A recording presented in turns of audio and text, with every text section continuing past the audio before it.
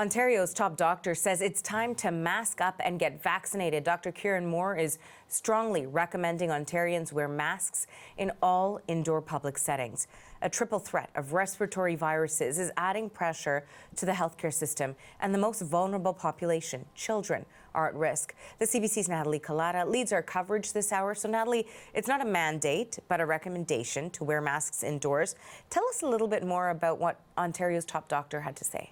Well, there is a lot of concern, Arthi, about what they are seeing in pediatric ERs and ICU. So one of the things they're going to do is expand pediatric capacity to 150% occupancy, because particularly they're seeing the number of children 5 and under in ERs, in ICUs, in need of ventilation to deal with what they're calling, as you mentioned, a triple threat of respiratory illnesses. So it's not just COVID, it's RSV and the flu. In fact, they're saying half of children in ICUs are testing positive for RSV, half are testing positive for the flu. And as a result, Ontario's top doctor made an announcement today, a return to masking in the province, in those public places. But it is a recommendation. Moore stopped short of asking for mandating masking. Have a listen.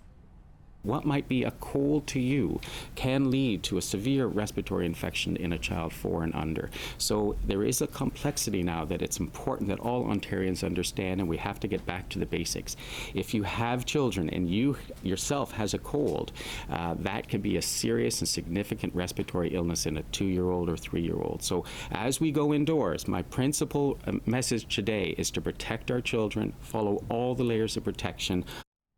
And so as a result, Moore strongly recommending his words, this masking, but there is a caveat here, Arthi. Children 2 to 5, he said, should only wear masks if they're supervised, if they can tolerate it, and if they can take it on and off themselves. They're also seeing in the province of Ontario hospitals transfer critical care patients 14 years and up to adult hospitals to make room for the wave that they are expecting, and also to deal with the capacity they are seeing. There are a few other things they are recommending. We're going to take you through some of them right now, including masking indoor public places. So that's like schools and childcare centers as well. They were recommending people stay up to date with vaccines and screen for respiratory symptoms daily. If you are at home and you are sick, stay at home. And this is a basic one that kind of goes back, but keeping surfaces clean if you have some kind of respiratory illness in your home.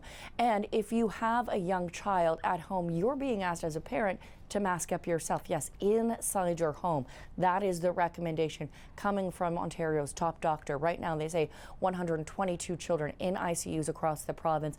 More ICU beds are being brought in. At Sick Kids in Toronto, the hospital there, they are canceling some surgeries in order to shift resources in order to manage influx of patients. Other parts of the province are also seeing a similar situation. McMaster Children's Hospital, for example, are you seeing on your screen right now, 200 kids a day they are seeing in their ERs, waiting for a doctor 10 to 12 hours and up to 24 hours for a bed if you need to get one of those. And they are asking parents, if you are taking your child to the ER, come with snacks, come with phone chargers, come with distractions for children, because they are preparing at this point for a long wait in order to see somebody. Here's more from McMaster's Children's Hospital. It's tough when some of those kids really almost need one-to-one nursing with the ICU level patients being seen here as well and having to stay. It's been quite challenging to find beds and to really loop in our subspecialists before having kids come to the hospital, because it's when we know that a child is sick and we know that they need to be admitted, we need to find the best place for them. And it's been quite challenging, and I'm sure our community partners are feeling that as well. And you heard the doctor there talking about PIC, so that's Pediatric Intensive Care Units. That's what they're seeing here. Ottawa's Geo Hospital opening up a second ICU to handle the number of sick children coming in there. So lots of concern, Arthi, as we head into this colder months and as they prepare for a wave of intensive respiratory illnesses in this province. And so I guess the question is, will this be enough? Will a recommendation for masking be enough to alleviate the pressures that the healthcare system is seeing? Right, and that's an interesting one, Arthi, right? Because Dr. Moore did stop short of a mandate. He said this is really the first step. It's education. This is sort of a new situation with this triple threat cocktail of 3 viruses.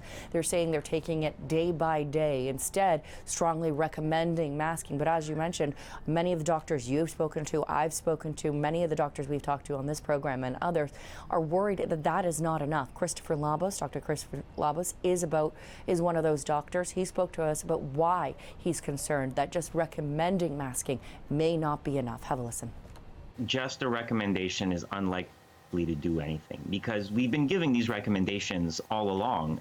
People haven't really been doing them. What's very interesting is that most people actually do support a mask mandate, and yet they don't wear masks unless they're told it's mandatory. And this is sort of the peculiarities of human behavior.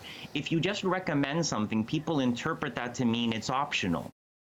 Now, it's not just Ontario and Quebec. Physicians there are calling for masking in public as well, writing on social media this is the Quebec Physicians Board with the worrying rise of respiratory cases in children and an overflow of pediatric emergencies. The College of Physicians is again recommending the wearing of masks in public places in order to protect themselves and others. So with this announcement today, Arthi, in Ontario, officials say what you can do, not only just mask up, get that flu shot as well, all of it very helpful to protect those young children.